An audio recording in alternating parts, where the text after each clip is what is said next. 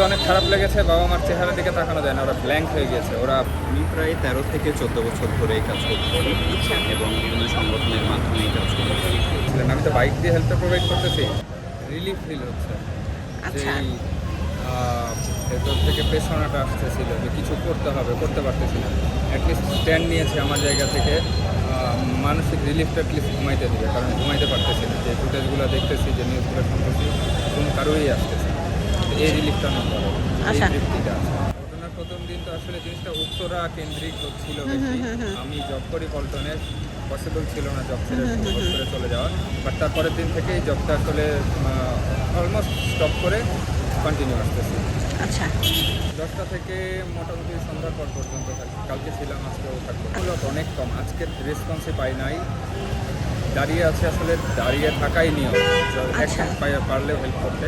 গতকালকে কিছু পেয়েছি সকালের দিকে, দুপুরের পর থেকে না, কারণ ডাক্তাররা খুব ভালোভাবে বুঝাইতে সক্ষম হয়েছে যে রুগীর অভিভাবক আসলে ইনফেকশনটা তাদেরই এগেনস্টে যাবে। অভিভাবকরা বুঝতে পারছে, আসা যাওয়া কমে গেছে, রুগীদের জন্য এটাই হেল্প হবে এখন।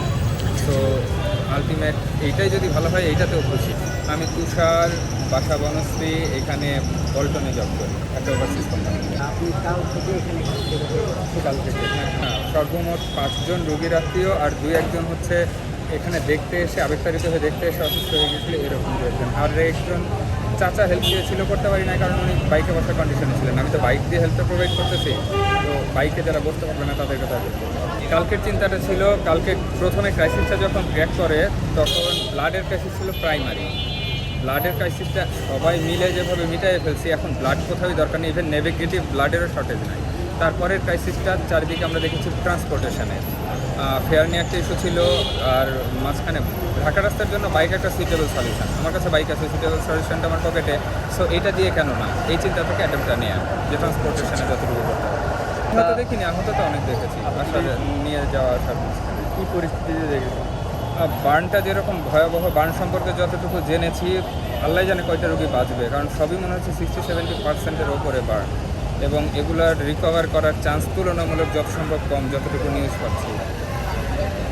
আমার তো অনেক খারাপ লেগেছে, বাবা মার চেহারার দিকে তাকানো যায় না, ওরা ব্ল্যাঙ্ক হয়ে গেছে, ওরা বোধ বুদ্ধির বাইরে। কালকে যেরকম দেখেছি, ওরা ভালো খারাপ কিছু ফিল করছে না।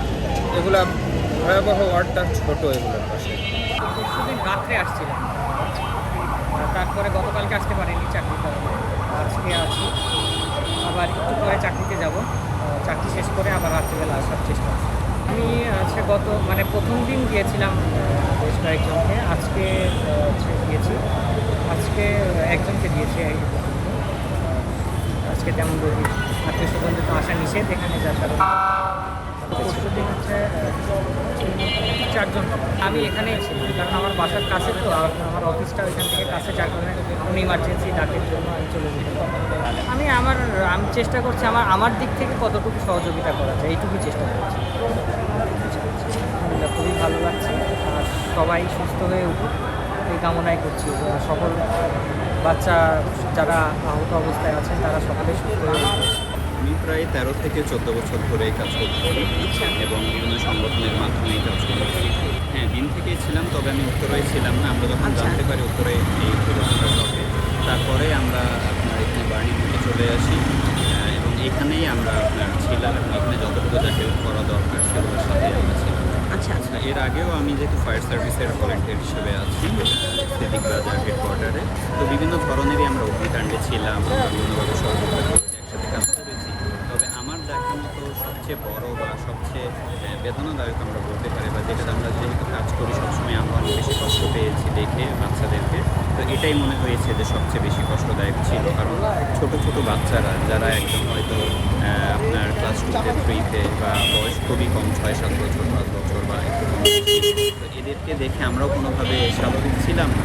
আমরা কাজ করছিলাম, খুবই কষ্ট পাচ্ছিলাম, খুবই খারাপ লাগছিল তাদের কান্নাকাটি বা তাদের আত্মনাগুলো দেখে, বা তাদের পরিবারের যে কষ্টগুলো দেখে, সেগুলো আমরা ফিল করছিলাম যে তারাও আমাদের পরিবার, এবং আমাদের পরিবারের যদি কোনো লোকজনদের বা বাচ্চাদের কোনো ক্ষতি হলে আমাদের যে কষ্টটা ফিল হতো, এটাই আসলে ফিল হচ্ছে আমাদের।